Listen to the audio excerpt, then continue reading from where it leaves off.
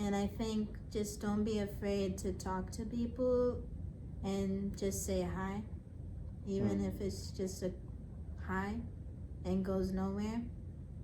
I don't know. Always be positive. I don't know. Just be the energy you want to attract. Definitely that.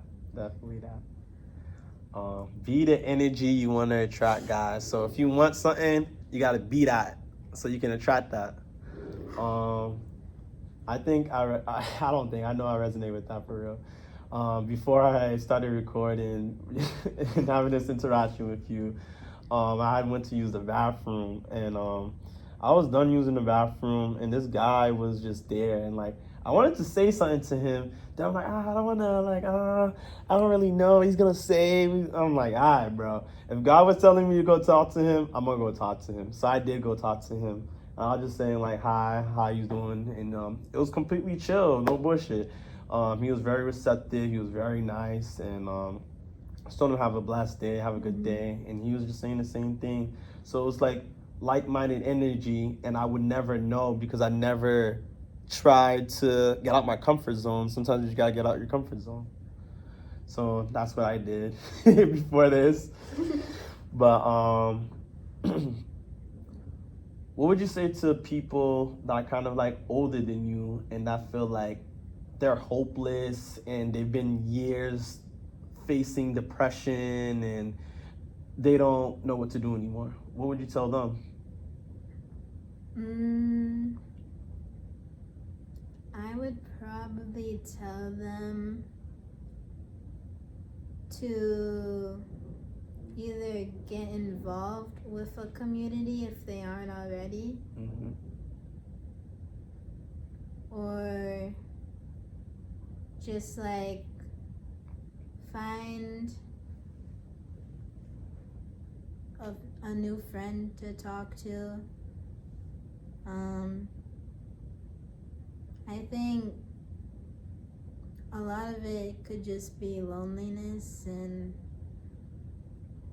I think as long as you're just open to talking to people, I mean, there is like up here, there's like organizations you can volunteer to like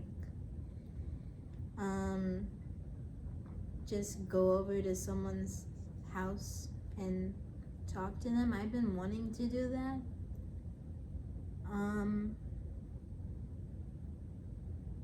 Yeah, I think there's a lot that older generations can like teach us in general, and they definitely, but they also need to understand that the world is different as well. I think that's some solid advice. And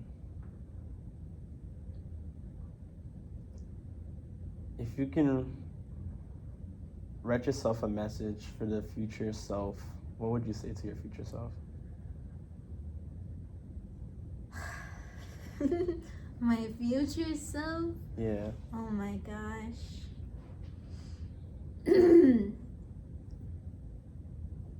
I'd probably say, do not forget to celebrate your little wins, and be proud of your little wins, and be proud of all your things that you've accomplished, and don't take it for granted, and don't forget the people that helped you get there. Word. I like that. That's dope. Okay.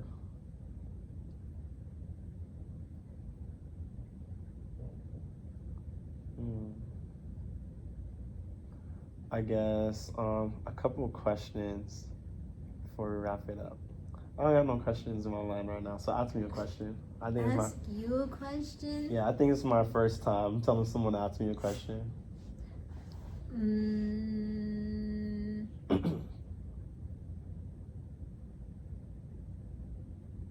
Has there ever been a moment in your life you wish you could redo?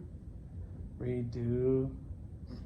I don't think so. No, none of the moments I would want to redo. Anything I ever done, I did it, and it was for a reason I did it, and I learned from it. So I wouldn't, unless I want to re-experience it again. But No. but nah, nothing I would redo. Okay. How much do you think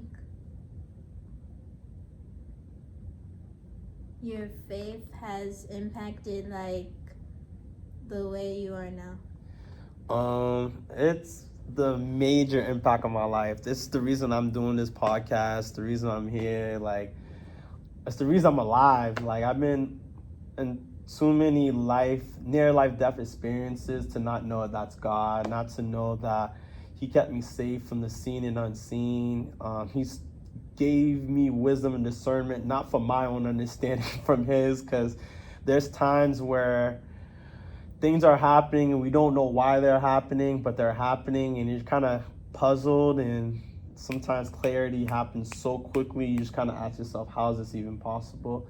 But God has been a major part of my life. I wouldn't be who I am without God. Like my grandma taught me how to pray, and if it wasn't God putting my grandma on this earth, I wouldn't know how to pray. And praying has it has helped. It has helped in so many different ways too.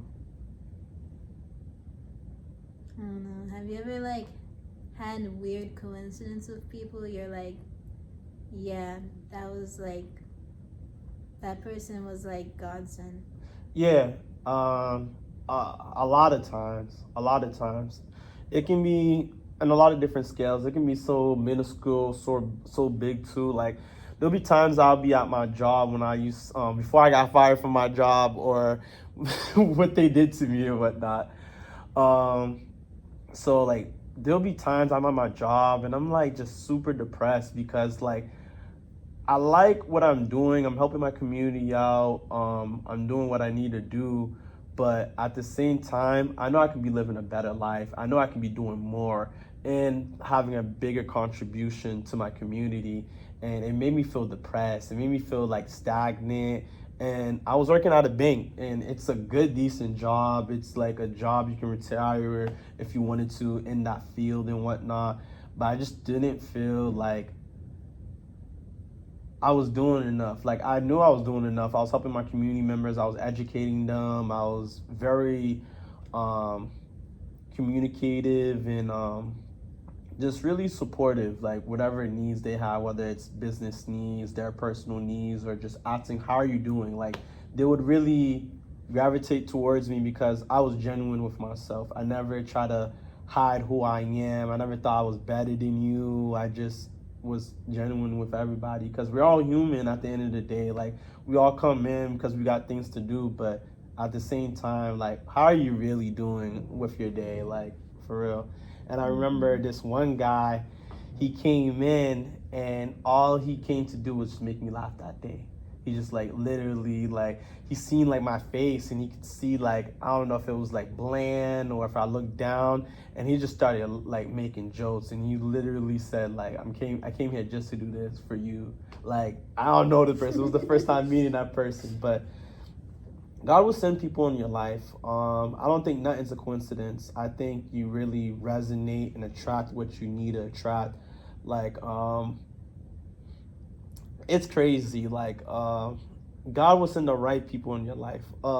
Coincidence? Okay, this is not a coincidence, but I needed to take a Uber to go to work, and my phone was acting up, so I couldn't get it myself. So I had to call my friend to get an Uber for me, and she was on vacation during this time. She was actually in Mexico. So like she had went to sleep and she couldn't get it for me anymore. So I just tried to get off my mom's phone, but when I went to take the Uber, it was already put to my job. Mind you, I never went on my mom's phone to put the Uber ride. I never got an Uber ride from my mom's phone to go to work or anything like that. And it said the driver was outside. I go outside, there's no one there. I'm looking for the driver, there's nobody there. I'm like, what the hell's going on? Then I go back inside. It keeps on saying the same thing, that the driver's here. I don't see no driver. I never ordered that ride on my mom's phone. I never put my my work address onto her phone. So I was kind of always wondering, like, how did that occur and whatnot. And I ended up calling my friend. She ended up picking up, and she ends up calling the Uber. And when she calls the Uber, basically, this guy, he picks me up. When he picks me up, he asked me a question. He asked, "Oh, like, what do I do for work?" I'm like, "I work at a bank." He's like, he works in securities. So like, I asked him, like, "Well, I always wanted to know about securities. Like, can you tell me about it?" So he explained it to me. Then I had a question about like option trading, because I wanted to get into that. And he talked to me about that a little bit. Everything was going good in this conversation. So at the end of the ride, I wanted to connect with him. So I got his number and we started chopping it off. And ever since then, we was just like best buddies and whatnot. And this person, he was God sent for real. Like, every single time that I just needed his help, he was there. And he never wanted anything back. He never wanted no money back, no help. He never asked me for he never asked me for anything. It was, how can I serve you? Not, I need something from you. He never needed nothing from me. Just for me to listen. And it kind of sucks because we had a convo a couple months ago, not too long ago, and he had said something in the convo, and it kind of rubbed me the wrong way. And at that moment, I kind of stopped talking to him. But it kind of felt bad. I felt bad because I gave so much bullshit people so many chances in my life. But this one person that was really good for me, I just gave him one chance, and I'm saying fuck it because of something he said. And that wasn't even directly to me and whatnot. So, like, I think I was kind of being too hard in that situation, but at the same time, I don't know if it's just like me growing as a person, knowing that I can't just give everyone all these chances in my life and whatnot. But when I would think about all the times I gave people that really, really, really didn't deserve a chance, countless chances, I think I should be able to give this person a chance. And it's kind of been fighting me. Like, I always think about it, like, yeah, I should kind of hit this person up and whatnot. And I think it's kind of like pride a little bit. A little bit of it is pride. A little bit of it is because I still feel how I feel. So it's kind of hard to like transition that. But he was that person, that like that coincidence, because I didn't order that Uber. I didn't do none of that.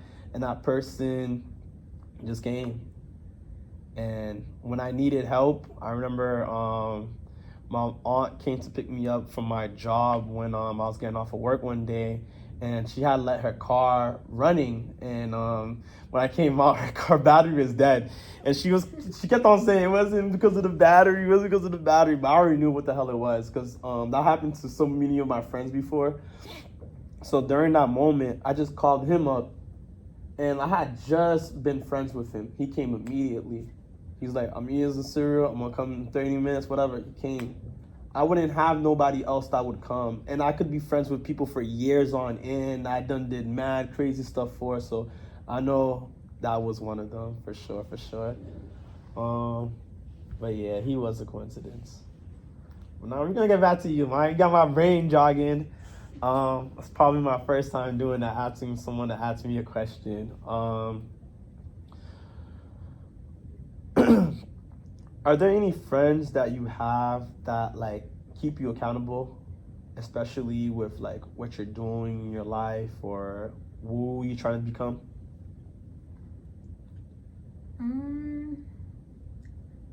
Yeah, I would say so. Especially like in faith, they definitely hold me accountable. They keep me just in check with like attending, even if it's just like a church social event, or like making sure I pray the rosary, or just like holding me accountable to go to church Word. in general. Word. That's dope. Shout out to them. Cause it ain't easy for real. I keep on having these brain like forgetfulness. Okay. What could you tell people that want to get involved in faith? Like, I kind of feel like I'm I'm a Jehovah Witness right now, but like this is like, cause so far everybody that I interviewed, no lie, always talk about God, and it's not like I choose these people. Like everyone I've been interviewing has been like kind of like random. So, but you guys all talk about God, so it kind of ain't no way that like God ain't doing his big thing right now. So like, I mean, yeah, I was raised Catholic. It's pretty common just in Latin communities in general. Hi guys, the next booking is here. okay.